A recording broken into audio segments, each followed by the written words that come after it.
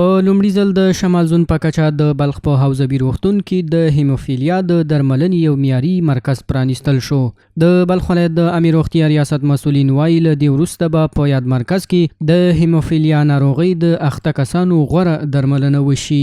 د زون په سطح باندې اولنۍ بخش دلته فعال سو چې د بدخشان نه تر فاریاب پورې به دا خدمت موږ تعهد کوو چې دلته به مين بعد ان شاء الله د مریضانو په خدمت کې دا ځای ورکوو.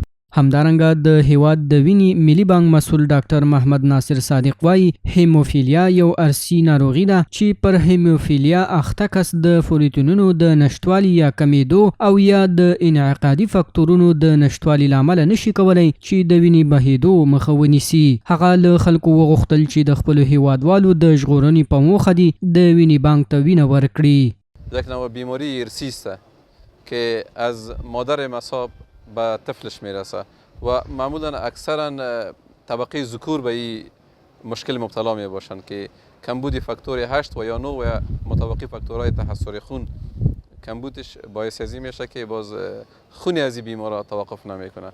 په همدې حال کې پر دغه ناروغۍ یو شمېر اخته کسان یا روغتیایي مرکز له پرانیستو خوښ دي. دوی وایي له دې وروسته به یې روغتیایي خدمتونو ته لاسرسی اسانه شي چې له دې مخکې د درملنې لپاره به په ساعتونو مزل کوو.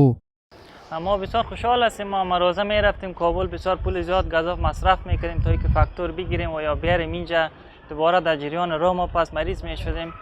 بسیار خوشحال هستیم که فعلا دوا در اینجا است و از دولت خواهش میکنیم که بیشتر برای ما دوا بفرسته. با افتتاح این بخش مریضان مزار شریف با سهولت بسیار فراوان دستاورد بزرگ دارند که میتونن همیشه خدای نخواسته تکلیف که ایجاد میشه بیان به این بخش تکلیفات خود پیشکش کړي. که څه هم په هیواد کې پر دغه ناروغۍ د اخته کسانو دقیق شمیر نه دی معلوم، خو دا مهال د بلخ په حوزوي روغتون کې 100 کسان تر درملنې لاندې دي.